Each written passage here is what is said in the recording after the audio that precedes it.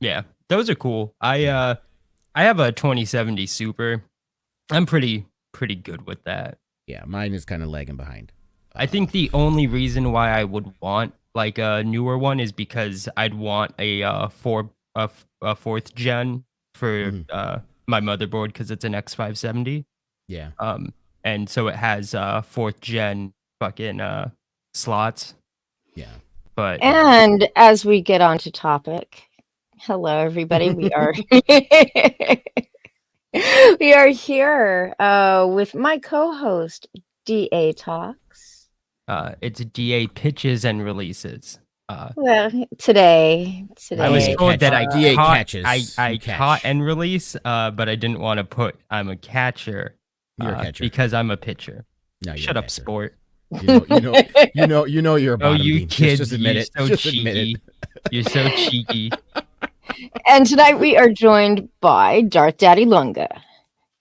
Oh, Hello, don't guys. call him. Isn't that Daddy awful? in any That sense. Darth Daddy thing is just I was even horrible. nice. I even put Lunga. I mean, I know.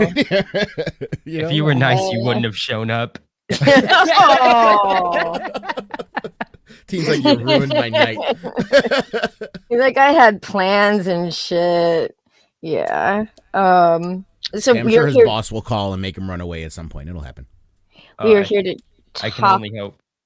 Yeah, talk about the pre-launch, right? Because you haven't launched it yet. Right. Of Isadora and the Immortal Chains 2. But before we get there, your first crowdfund was a novel, right? Yes. And funny enough, one of the main characters in the book is actually named Isadora. I like the name, so but it's a fantasy novel, akin to kind of like Game of Thrones, Lord of the Rings. That's the kind of inspiration I had with that one, and it's supposed to be a series too. But I've gotten so caught up with the comic books now that I haven't started really on book 2 for that one. But yeah, my first crowdfund was a novel, and that was successful as well at 4,200. I think I did that one at. Did you find the whole crowdfunding thing for a book was just for a novel itself instead of say a comic book was different than what you're doing now? Yeah, it was much harder. It was much more stressful than the comic book because not a lot of people do novels like traditional novels like that on Kickstarter. But that was my very first Kickstarter ever, and I had a friend who's run Kickstarters before who owns a comic shop and stuff like that helped me with it, and it worked out pretty good. There was a lot more marketing involved with that one than say a comic book. Not that marketing isn't important for a comic book, but it was just it needs way more exposure than a comic book would, let's say. But it was much more stressful and involved than a comic book. So you had to go find other places to pump your book? Yeah. Or yeah. Well, I did a lot of Facebook ads. I did a lot of Facebook ads for it. I mean, I didn't spend tons of money. I only spent like $200-300 on the ads. But I did a lot of Facebook marketing for that, and there was a lot of Facebook groups, author groups, fantasy groups, and stuff like that, where I kind of targeted for the novel. So it's a big, thick book with lots of words. Over 100,000 words, yeah. I only say that because you said George Martin, so like his. If we're comparing size, I guess Martin's a little girthier than me. But, but yeah, it's a 110,000 words, I think, novel. Nice, and it's the Soul. What is that? Souls of Magic's Dawn. Nice, very cool. And then you did the first issue of Isadora. Yes. Right, which was I don't know. Go ahead. No, go ahead. No, I was just saying that was late last year. Late last year, August last year is when I launched it. But I also prepped with that one for about 3 or 4 months beforehand. With that one, I actually had everything, the whole comic book, everything completely was done before we even got to launch date. With that one, so I pumped a lot of my own money into it to get it started. Did you do the same with this? Did you roll over some of the money that yes. you'd made on the first one into the second one? Yeah, I did roll over the money. Person? Yeah, pretty much. There was no pocketing anything from the first one. Whatever was left over, all went to the covers that I had done for issue 2, and I got the first 5 pages done of issue 2, with what I had from issue 1. And what made you decide to do comics? Well, I've always been a comic guy. I've always loved comics. Big DC fan. And even with all the environment that's going on in indie comics, not liking the the big guys and this and that, I'm still a fan of DC Comics, and I've loved those characters for a long time. And ever since I was very little, I was into Superman, Batman, The Flash was my favorite, Green Lantern. So I've always followed those kind of comic books, and I've always wanted to get involved in comic books. But at the time, especially when I was younger and stuff, I didn't realize how comic books work. I really didn't realize that there was writers and those artists, and you can collaborate and have people create this thing. But once I made the book, and then I seen kind of how indie comics work, I'm like, well, I can write. I know how to write this stuff, and all I gotta do is find good artists and pay them the money that they deserve for it, and I can make a comic. So tell us about Isadora. Sure. What actually made you write about her as a character, not so much the story itself, but what was it that you said, this chick is the one I'm going to write about? Yeah, with me, it's always there's always triggers like with certain words or phrases that come together, and when I hear a certain word or phrase come together, it sparks my imagination for things. And silly enough, it comes from the books Immortal Instruments. That was Immortal Instruments. And I thought about that kind of word and how those words come together, and the character I had for my novel Isadora, and the names what came to me first, Isidora and the Immortal Chains. That's what popped in my head. And I'm like, that's interesting. And then my head started going on, well, what would this be? And I started thinking about these chains and how they would give you immortality and power.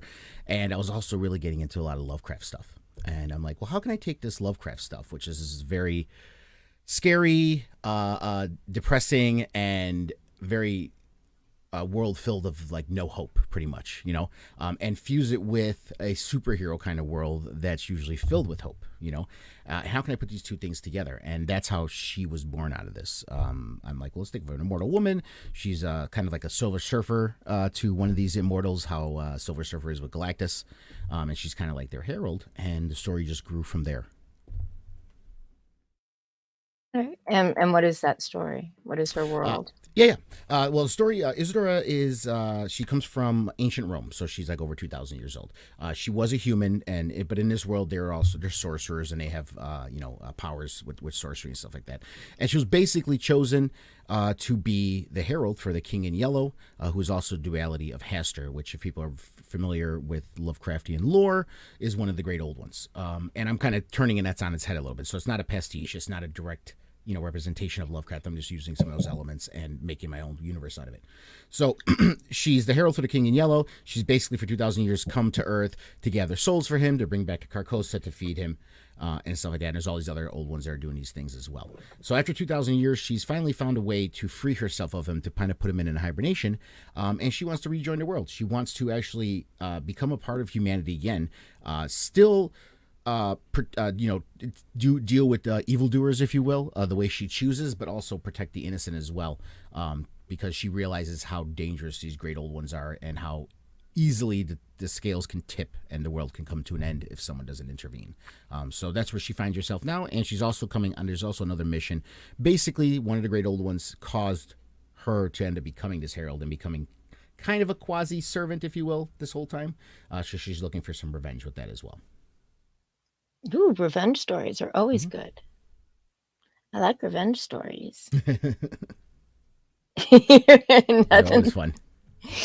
Nothing like a bitch keeping that shit simmering in the back of her brain for 2,000 years until she can figure out a way to take it back. What's the old phrase? Be aware a woman scorned? Or, something like that. And then I just grabbed a couple of panels from the first book.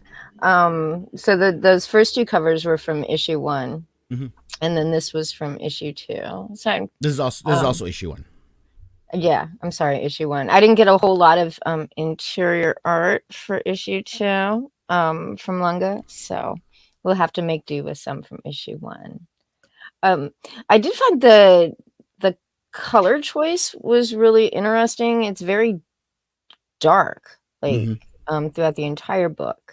Yeah. And what made you decide to to do that. Yeah, with this being, a Lovecraftian kind of world in that Cthulhu mythos, I wanted it to have that more gritty, darker feel, right? Because I wanted to have that kind of, if not direct horror, but kind of that horror noir kind of feel to where, even similar to some kind of stuff I see with Neil Gaiman's Sandman. You know what I mean? Mm-hmm. Where you have that kind of gritty, darker kind of world. And the stuff that happens in this book, it's not for kids. It is a mature book, guys. It's not something you want to get for your 10-year-old, obviously. But so I wanted that gritty feel. And when I found the artist that does the pages, Alper Geckel, I told him this is what I'm looking for, is a more gritty style. And his style is actually very gritty like that, his line work and everything. And his partner is one who does the colors, Serkan Sarakaya. And I said, yeah, with the colors, I want a lot of earthy tones, darker tones. I don't want a lot of bright, splashy colors. I don't want the typical cape kind of colors you see, which are usually very bright colors.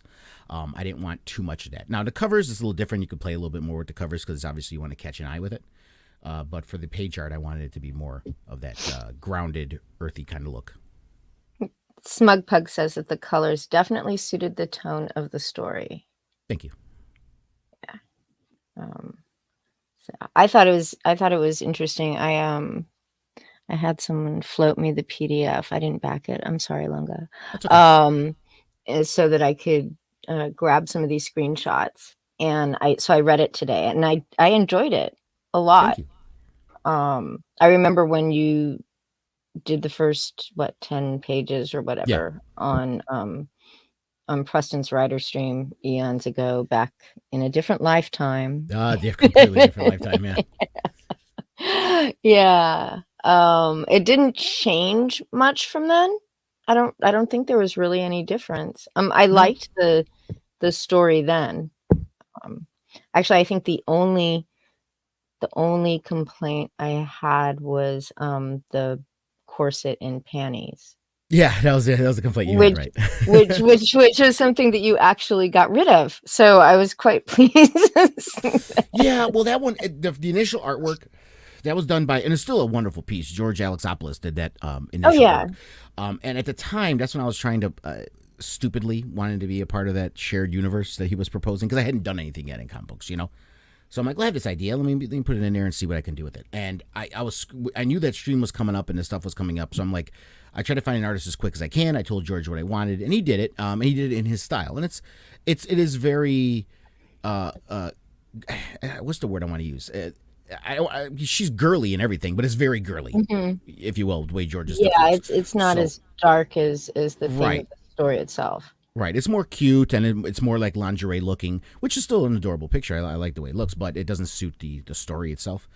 But yeah, that's what the initial one was. But then obviously once I went through the character sketches and got different artists to do character sheets and stuff, this is what we ended up with. So I'm reading from the chat, not to interrupt, but apparently I just showed my penis on the Trash Compactor show. I just no, that was a toe bean. I'm not sure how you could have seen my penis. It's you really got to zoom in. I've tried to flash it on the Trash Compactor show before. Need an extra long lens, Dean. Yeah. So I'm clear. It wasn't me, even though I wish it was. But anyways, sorry. You wish it was? Yeah, well, because then you could see my penis. It's very small. It's a tall in Starbucks speak. You trying to call this a venti? Is that what you're trying to do? No, I'm saying I'm not a venti. Okay, you're not a venti. Okay. Oh, and just so you guys, I don't know if you guys have ever seen it before. The name in the chat that Joe Lungaro, that is not a fake. That is actually my son, who is older than Dean. Well, hi, Joe. Well, hi, Lunga's kid. I guess you learned a lot today. I'm sorry that it's Lunga. Yeah. But nice to meet you, Joe. He's That's like, I'm sorry cool. too. Yeah.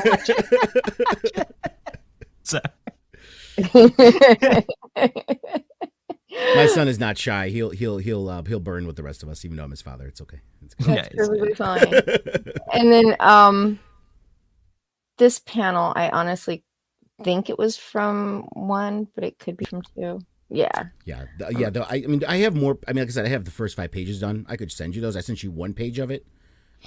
That's the one where you see Nyarlathotep Yeah. with him behind it. That's one of the pages.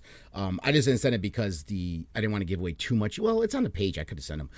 It's just that without the dialogue, without the dialogue on there, it's like you can't really tell what's going on. So that's why I didn't send them. Yeah. Excuses.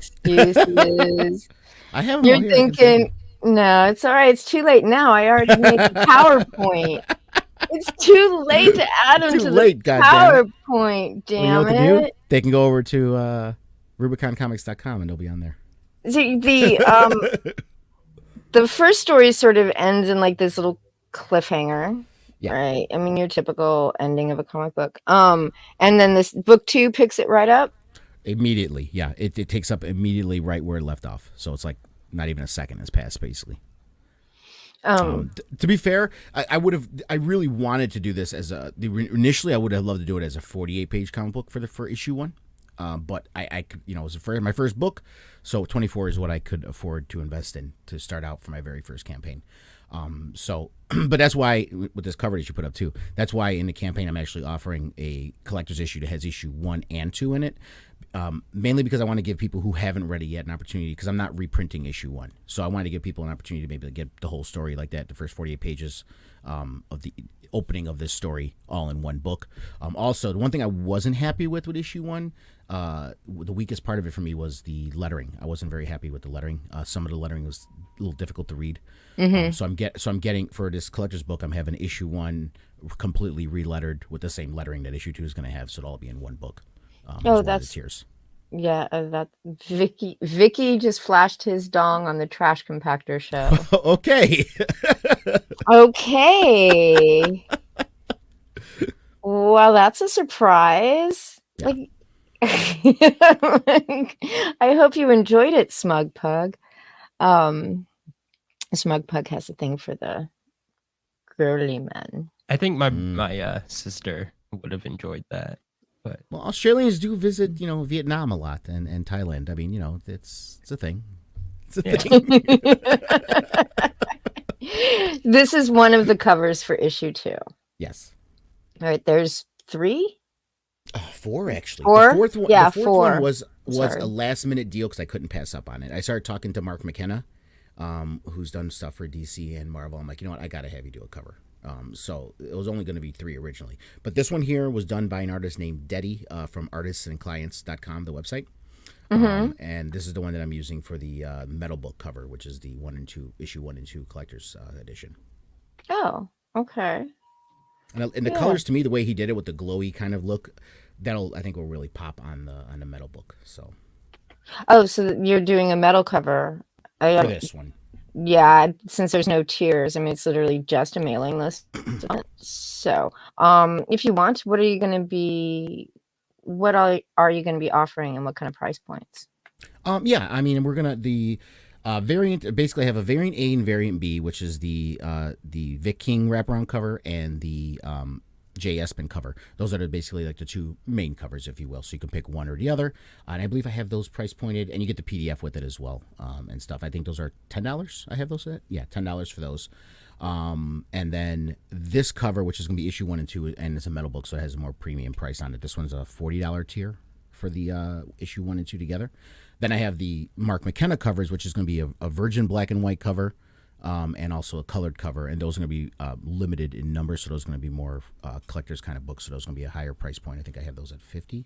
I have to look at the price points again on those, but those are a little bit higher. But yeah, you can get on just with just a regular standard edition with the PDF for $10 with the main covers. Oh, that's nice. That's a good price point.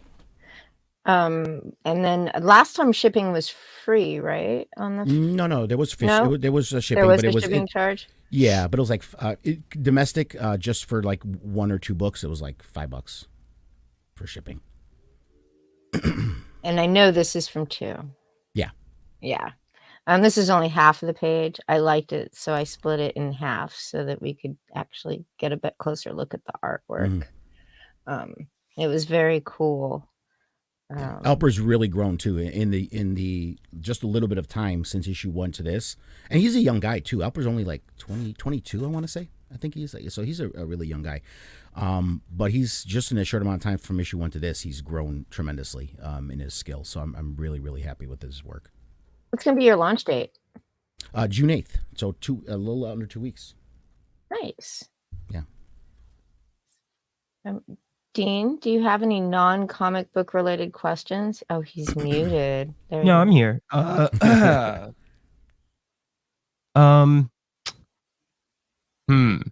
Yes, I do. No, Dean, I will not send you any pictures of my dick. So before you even go there, just remember that. I think that's gonna be it from me then. Vicky, back to you.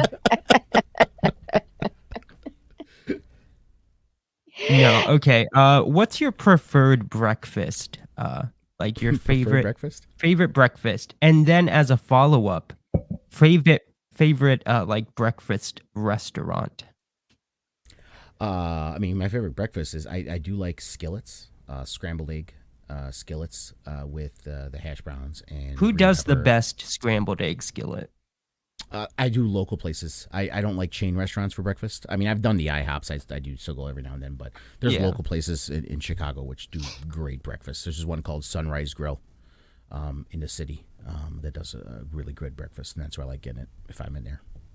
Okay. There's this great breakfast place where I grew up called Millbrae House of Pancakes.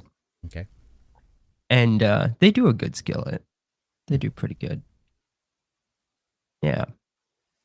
Okay, so what's the best milkshake? I Best hate flavor. milkshakes. You hate milkshakes? Yeah. Well, I hate you fucking bitch. Okay. How do you hate milkshakes? Yeah. I'm not What a kind of milk cretin guy. are you? This is the point. I got in this argument with my friend John at Nerd Reactor too, because I'm like, I hate milk. I don't like milk. He's like, well, do you cereal? I'm like, yeah, I do cereal. He's like, well, how do you milk? I go, it's not the same thing. He's like, do you like cheese? I'm like, yeah, but it's not the same thing. Cheese is different. Ice cream. But what's wrong with milkshakes? It's not milk. It's not the same thing. Hold on. When you make it, unless you're making an extra thick milkshake, which I've done before myself. So do you like malt? It's no. A milkshake is usually at least 50 to 65% milk. So I mean, that's a lot of milk. Yeah, I don't like so is milk cereal. either. So is cereal, motherfucker. No, here's the thing. I put just enough milk on there just to wet it. And when I spoon the cereal, I literally tilt it and dump most of the milk out. You're a fucking awful person.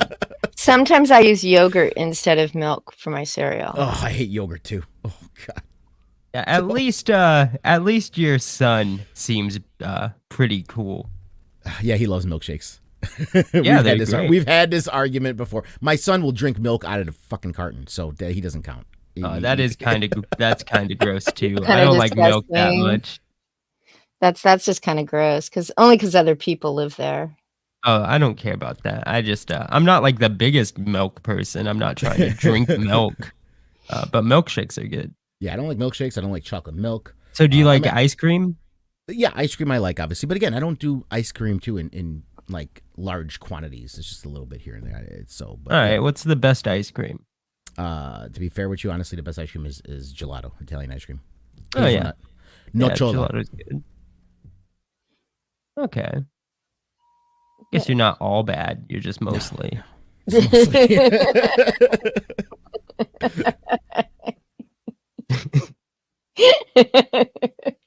Yes, we have the Vic King cover. Do you like Batman the Animated Series? Yes. What's your favorite episode? Dean, how long ago was this? I don't watch it over and over again. Jesus Christ. Okay. It's 20 years ago. Do you remember the episode? Do you remember the episode where like Robin needs Superman's help to track down Batman? Vaguely, yes. Yeah, that's a good one. Vaguely, yes. And I mean, any episode with Harley Quinn was always adorable. I loved Harley. Yeah. Mark Hamill's a Joker is the GOAT. So it was. I think the best episode is probably that episode that I just mentioned. Mostly because, like, there's this scene with Brainiac where like Superman comes out of like the Batman costume and then Brainiac's just completely confused. Yeah. He's just like, Superman is Batman. That's highly improbable, but then just gets the shit kicked out of him. Right. Well, you overloaded him like a computer, right? It's like Yeah, error. Yeah. I really like the confusion from like this ultra like fucking smart being. It's a good episode. Oh, speaking of this cover too, this is the Mark McKenna cover. You guys know I have the actual print. He sent me the 11x17 print, and I got it framed. Nice. Did you watch Batman Beyond? No, I did, but I was not a huge fan of Batman Beyond. Yeah, it's a weird one.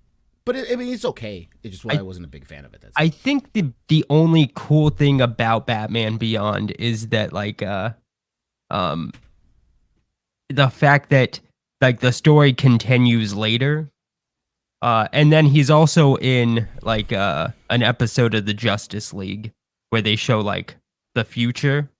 Yeah. And like he's there as Batman. I think that's cool. I didn't like the weird Joker, the weird looking Joker. Oh yeah, that's it's bad. Yeah, yeah. I just wasn't happy with it. I did like that one short movie they did where the Joker returns. Yeah, and he's taken over Tim's body. Yeah, that was good. Now I wouldn't mind seeing a live action Batman Beyond movie and have Michael Keaton playing old Bruce Wayne. I think that would be great. Yeah, that would be really good. I have heard people have talked about that, about like how cool that. I would watch that for sure. I'm a fake geek with girl hands.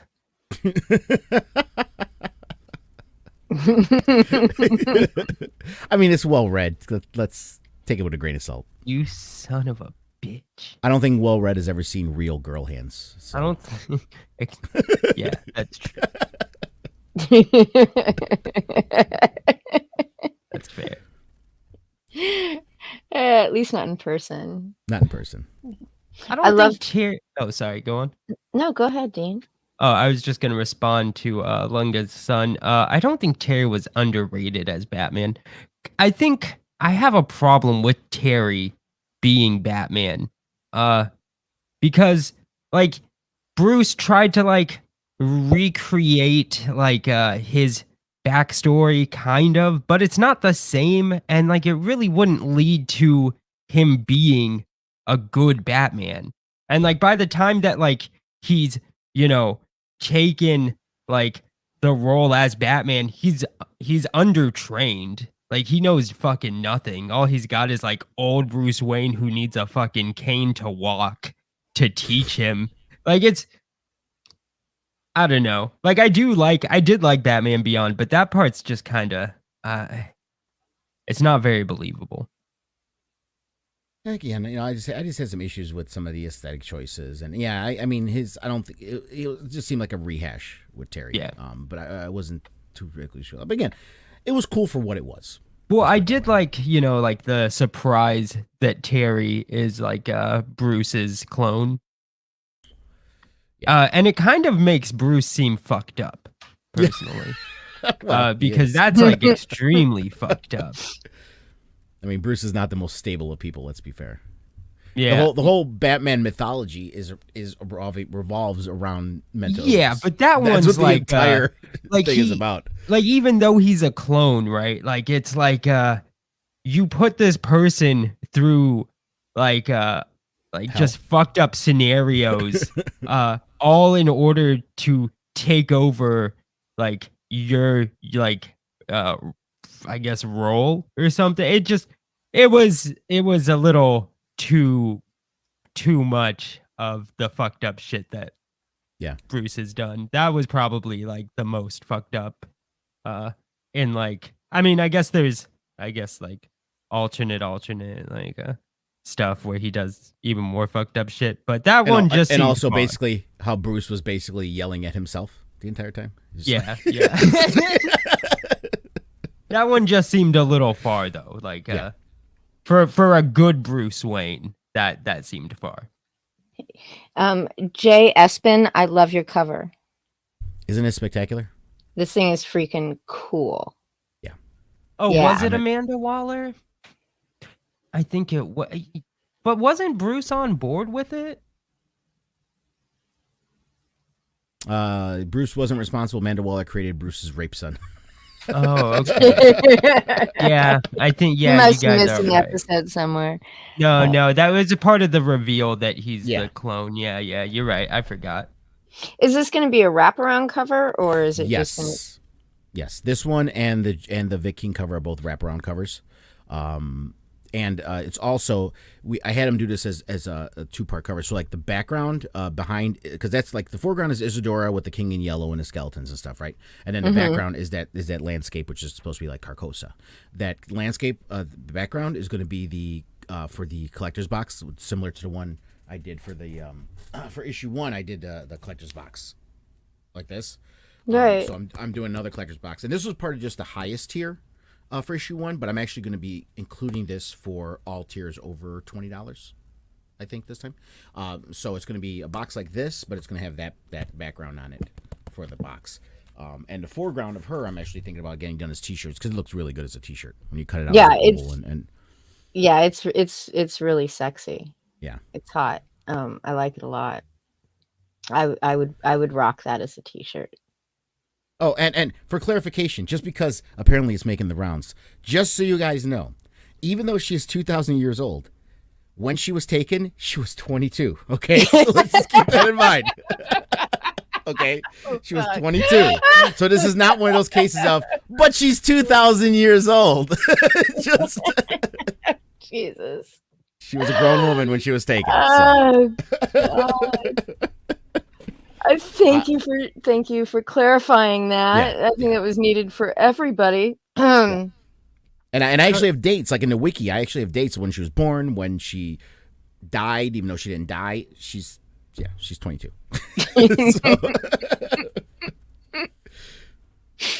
Oh, goodness gracious.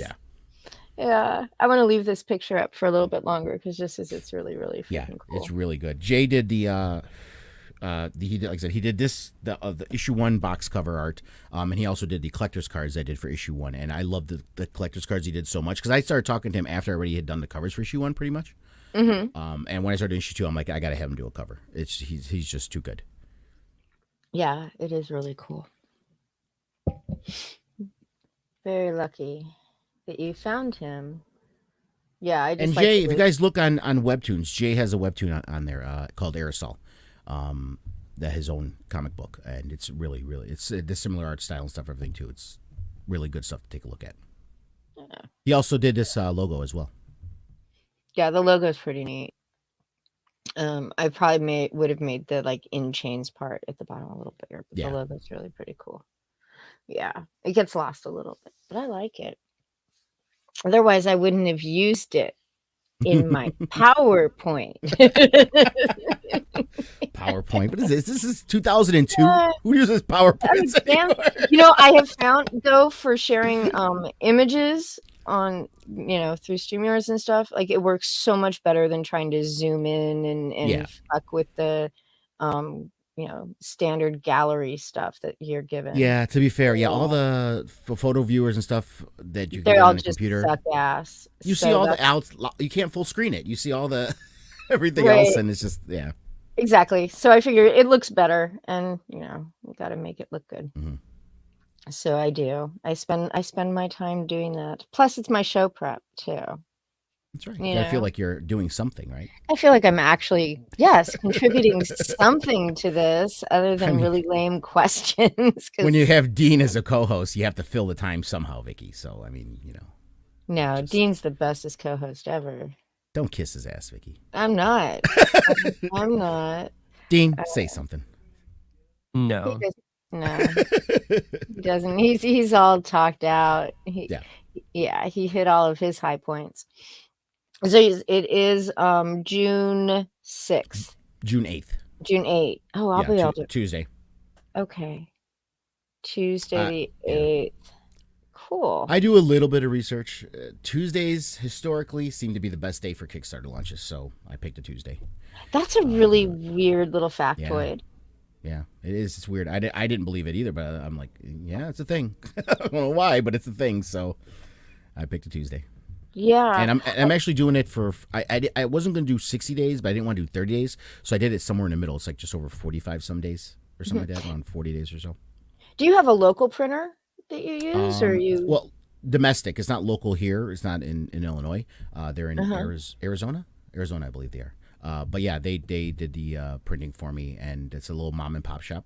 They you only do print runs up to like 500. So if they ever Mhm. got bigger, I'd actually probably have to find someone else. But man, you see, you've read the PDF. You haven't hold this. It's a Strathmore paper is the cover stock. It is Mhm. the most amazing cover stock. It's like it's not like glossy smooth. It's a satin kind of finish, Uh-huh. and it's just got. It almost feels like it's like vellum or something like that. You know what I mean? So it has a real nice feel to it when you're holding it. So I really like that. And they have great price points for it too. So I'm going to be going with them again for this as well, unless this explodes and I got to print thousands of copies, which I don't Yeah, think is going to happen on issue two. you'd gotten a lot of I don't wanna say props for just the presentation of Mm, everything. You know, from the yeah, from what I heard people talking about the actual like talking about the cover stock and the paper stock, but also the way you shipped it. yeah, yeah. Uh, I approached this the way a chef approaches preparing food. If you go to McDonald's, they slap it in a wrapper, throw it on a tray, and hand it to you, right? If you like the food, you like the food. Whatever, it doesn't matter what it looks like. It comes all sloppy. But when you have a chef who really cares about the food that he's giving you, it's not just about the taste of the food, which has to be good, obviously, but it's also about the presentation and the plating and how it arrives and how it looks when it gets to you. Because if it arrives pretty, you're automatically already in a good mood to dig in. You sure. know what I mean? So it's the same thing I did with the comic book, and it was just simple stuff. It wasn't like breaking the bank or going crazy on it. It was just making sure the comic books were I wrapped the tape that I used, the sticker mule tape that I used for the boxes. I Mhm. wrapped it around the books and put them inside a Gemini cover, the Gemini mailer, and then I folded the things down. I have a Rubicon comic sticker that I put on there to hold it down, and I have some whole holographic stickers I put in the corner, and little envelopes that had a thank you with a wax seal. And again, these all stuff. They're not expensive. The envelopes were like super cheap on Amazon. The wax is cheap on Etsy. It wasn't expensive to make, but that little extra touch, and you could tell that it wasn't like factory produced. That it was me and my daughter basically sitting there doing all this, putting all this together, and giving you this presentation for people for when they open it and go, oh, this is pretty. Yeah. I because I heard that from a lot of people. Um, it's always interesting because I see some of these big guys that got into crowdfunding and they just send their books out, slap them in a bag and a board, plop them in a Gemini and Yeah. send them on their way. And then it was these really small, aside from Doug Tanaple and then Hmm. Tim and Mark, but they're much bigger. Yeah. It wasn't, but it was just these small guys that started doing like this interesting thing. I think Tonic Mole was the first one that I had received that had custom packing tape made, and he had those vinyl mailing bags, but instead of mailing off in the Yeah. bags, he wrapped his books in them so they stayed all, everything stayed all nice and neat Right. inside the Gemini. And now you're starting to see that catch on. So now like Ethan's got his all caps Yep. tape and everybody's like Yeah. ganking all these ideas from these, Yeah. basically And I these and I did little it. I did it with tiny. my book before I even got the comic books, because the book came had a collector's box too. Yeah. I mean, And I had shipping tape for that too. So it's like I just applied what I did with my novel and put it onto with comic books.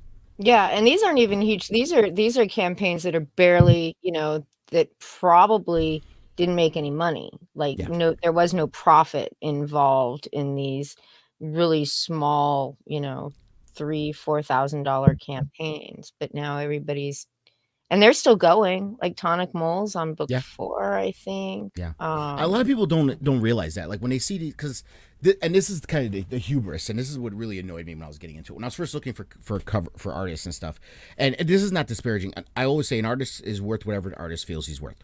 I don't argue that. If this is what you feel you're worth, that's what you feel you're worth. But when I was looking for artists and I was talking to some, and some of them were CG artists and this and that, and they were giving me some prices. I'm like, oh wow, that's out of my budget. Now at that point, I think that's the end of the discussion. If I say, hey, you know what, that works great, you're worth it, but it's out of my budget. It's not something I can really afford. But then they start trying to give me unsolicited advice. Well, you better plan better because you need to make at least $10,000 if you expect to be successful, and you need to. I'm like, well, bro, slow down. No, that's the thing. I go, to me, if I'm breaking even and the book is getting out there and people are happy, I'm succeeding. Okay. Now, as time goes on, if it starts to catch and more people are backing it, and I'm making more money on it, and I can actually make a better profit on it, great, of course. And who doesn't want to make a profit? But the goal is to get the book out there, right? The goal is to get the people who want the book in their hands. That's what the goal is. And to any business, everyone wants a get rich quick scheme. Any business, you're going to be operating in the red in the beginning. You're going to be putting your own money into it. You got to be investing. If you don't invest in yourself, no one else is going to invest in you. That's the bottom line. Yeah.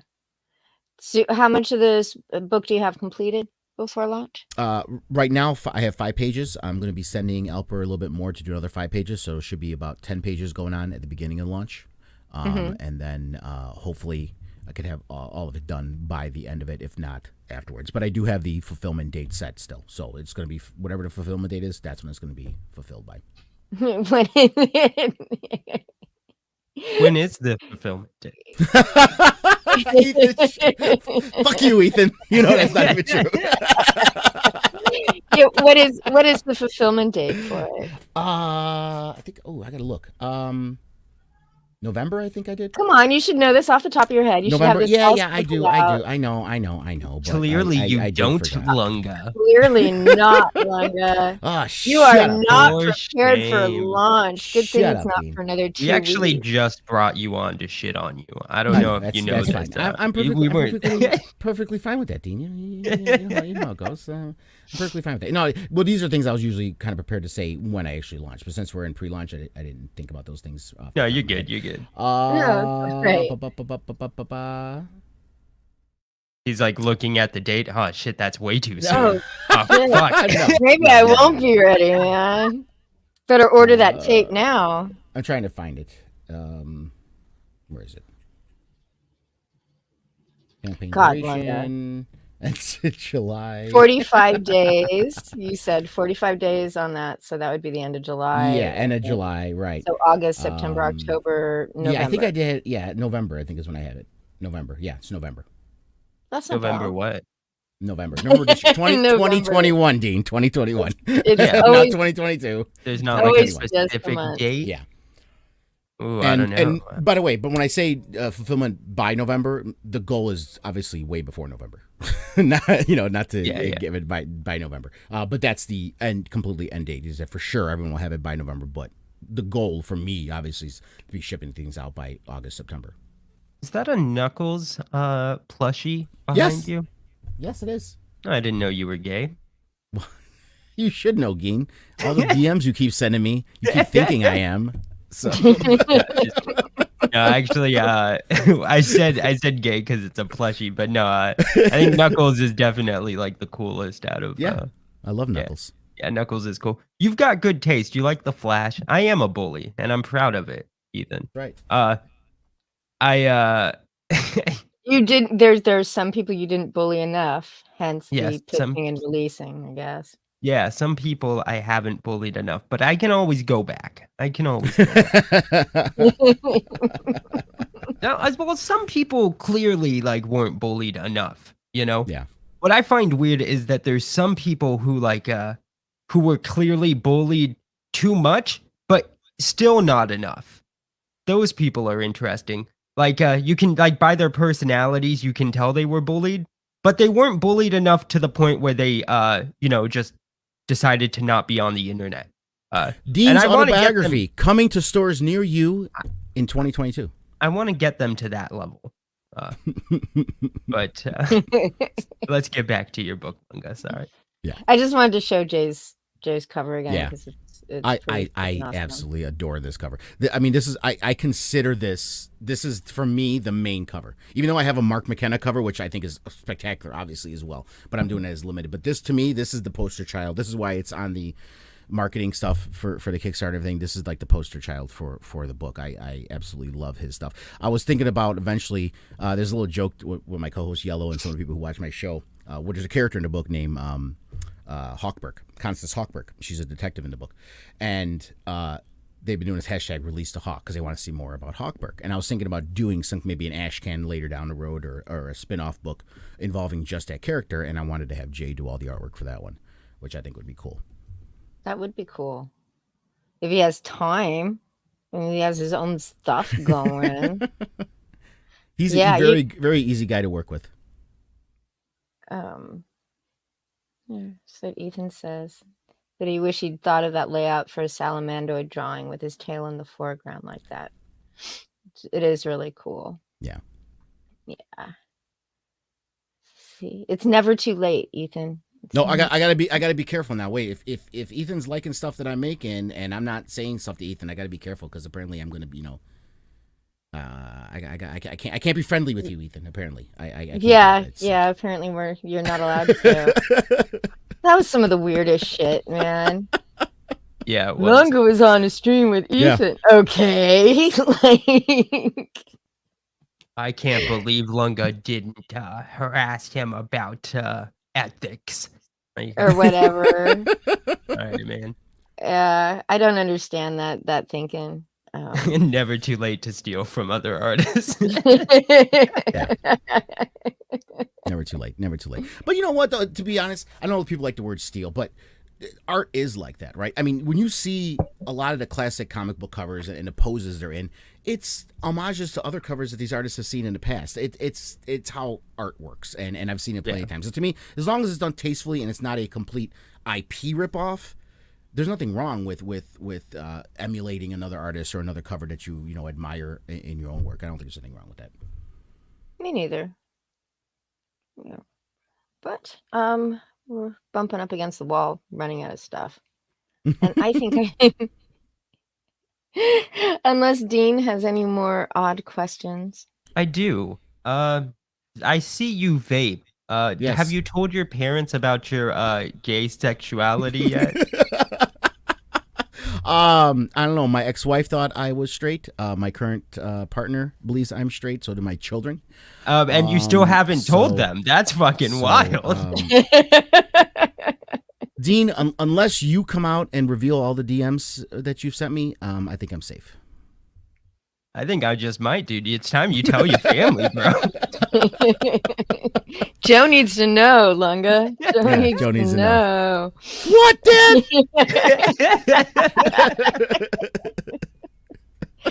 All right. So, Isadora and the Immortal Chains, June 8th on Kickstarter. I've dropped the link a couple times in the chat, but it is in the description. Go ahead and sign up for the mailing list. If you missed one, you'll still be able to get issue 1 with issue 2. Right. In a handy dandy single book. Did you want to shoot a trailer? Yeah, it's gonna be a issue 1 and 2 in one edition, a metal cover book. Yeah. Dean, I put it in the private chat. I'm afraid my internet's acting a little too wonky. I was really proud of this trailer. I hired a voice artist for it. I put it together in Premiere, and I made the effects in After Effects and everything. So I was really Proud of this. So Dean's way of adding it is just dropping out of the stream. Dropping out completely. Thank you, Dean. Thank you. Thanks, Dean.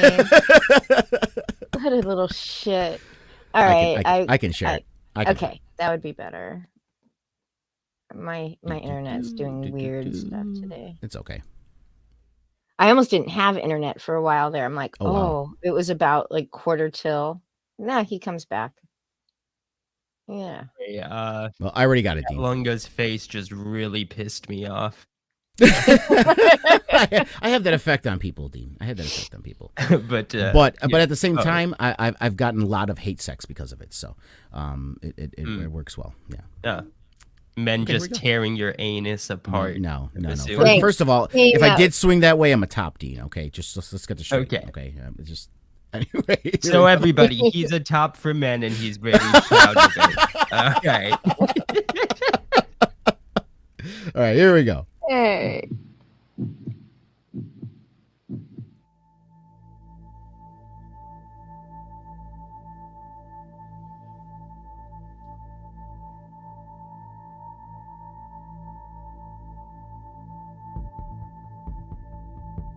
My name is Isidora, and I am 2000 years old.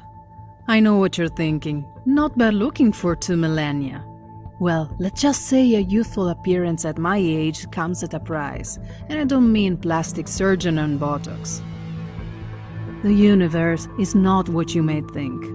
It is full of monsters, the stuff of nightmares.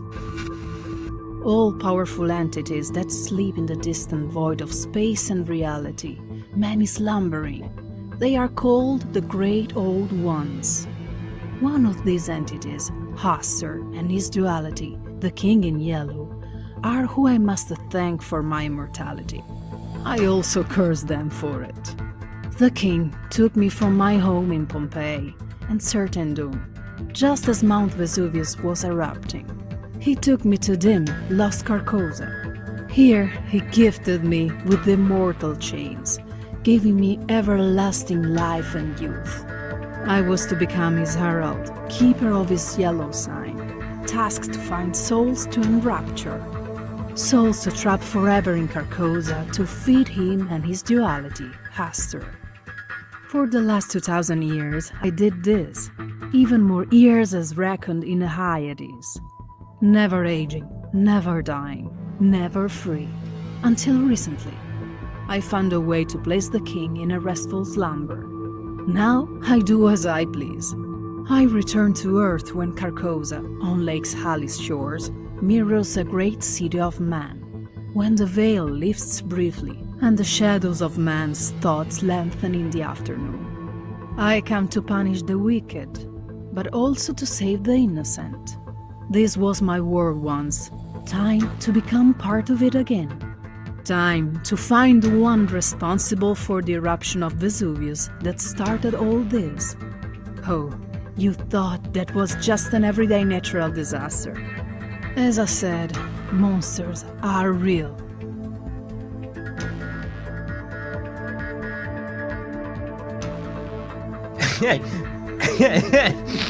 Voiceover provided by Melania.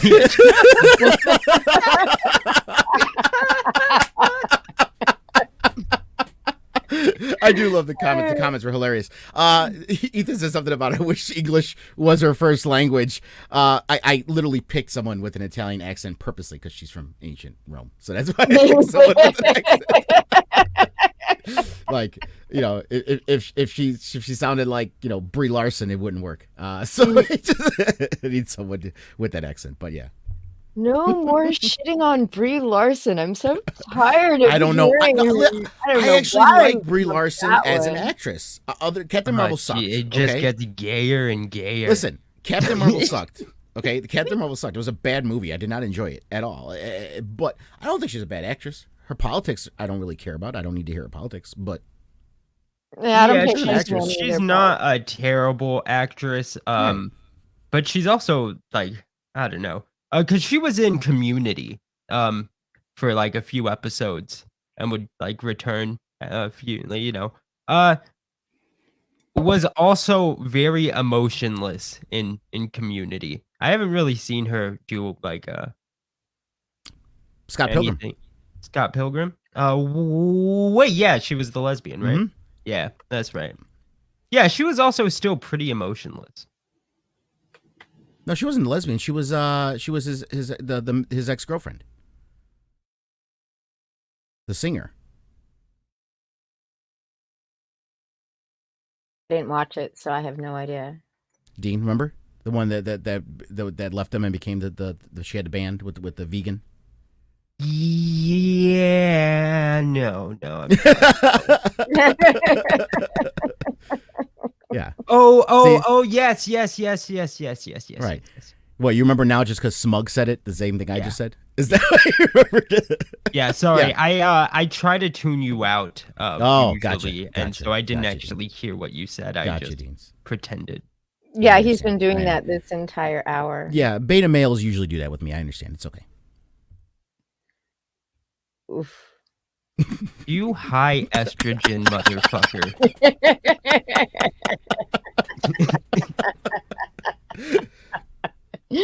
Oh, well, that was an excellent way to end this lovely stream. Yeah. I just once again dropped the link for the Kickstarter for Isadora and the Immortal Chains to sign up page. And like I said, it is in the if you lost it, it's in the description. So Yeah. you can always come it's in back there. and find it, or you can follow Lunga on Twitter at what? Dark Lunga. Dark Rubicon Lunga. Comics. There's a bunch. I have too many Twitters now. But yeah, Dark Lunga's fine. That's the main one I use for just about everything. Also, I'm going to be doing an early bird special. So anyone who backs it within the first 24 hours is going to get an 8x10 print of the Samantha Branch cover from issue 1. I have a bunch of those 8x10, so I'm going to give those away for free. So anyone who backs within the first 24 hours, any tier, will get that 8x10 print for free. Nice. That And is Smug, nice. quit bullying Ray. Oh, Ray's here? Oh, hold on. Ray's here? Oh, yeah. I didn't say hi. Sorry, Ray. Bish. I like how you looked into the camera. She's just trying to get back at me because I go in her stream. I'm like, you didn't say hi to me. You didn't even say hi? You're going to ignore me? You're going to ignore me? So I'm going to ignore her now. And yes, Jabba, it's finally over. And thank you for sticking it out through the entire thing. We appreciate it. Thanks a lot, chat. Everybody have a great night. Tomorrow on Well Red's reviews, they will be doing, I think, Red Rooster, according to what came up in my notifications. I will also be doing a stream tomorrow, by the way. No one cares. We will? You. Or- Yeah. Okay. Yeah, we're gonna have Ray on Saggy Melons. Are we gonna be talking about Jared? Well, EVS is in a roundabout way, we will be talking about Jared, but we're also going to be talking about a very special person named Steve DeLive. Ooh. Oh, yeah. Smug's, but yeah, speaking of which, Smug, you little cunt, he's going to go around to all these channels this morning, super chatting to tell people about that, right? And then he comes into my stream and doesn't super chat it and just wants me to highlight it, but he super chatted everybody else except me. But you did highlight it. That's But the I best did, part. but I didn't know until afterwards. Like you little cunt. Dean BDFO, Steve D Live, and he's, I mean, even fucking, I think a soccer channel. He even, Yeah. yeah. Paid for everybody else, but he's like, Lunga, I can do it for free. You little cunt. Yeah, he stupid chatted me. Oh, you see? Smug, Even- I sent you a review copy of issue 1. You better back this one now. That's all I'm saying. All right, then tomorrow night at what time, Dean? We'll probably do it. I don't know. What time is Well Read stream? 11:15. Yeah, we'll So do it at 11:15. at 11:15. There you go. All right. There you go. So tomorrow over on DA Talks. No, we'll And do it then- at 10:30. Also, Well Read, do yours at 11:30. Let me have an hour. Okay, cool. All right. Yeah. And Smug enjoyed the first issue enough to back the second. Thank you, Smug. Oh, I forgot to mention this too. The Vic King cover. We're actually putting his original pencils up as a 1-person tier, so someone can buy the original pencils from Vic King for that cover. As well. Ooh, an original that's gonna be art on there as well. here. Yeah. Yeah. Since you framed the other ones. All Yeah, right. that one. I was gonna think about doing with that one, but I liked it too much. There's no way I can. I'm like, no, that's mine. That's going on my wall. And Java says, I wish somebody would have reviewed the first book. They did over on Well Read stream. Yeah. Oh, did they? Yeah. Yeah. You shut up, Dean. Huh. Shut the fuck up, Dean. So you can go through F off Well Read's archives and find it. But I wouldn't suggest it. And the only would. and by the way, the show my book was on was he decided to do this heads to head thing. Oh, my book versus another book. My book was 24 pages. The other book was like 120 pages. I'm like, what the fuck? How you even compare those two? It's a full story in that one. Shut up, Lunga. See? So Oh, good night. Good night, everybody. Good night.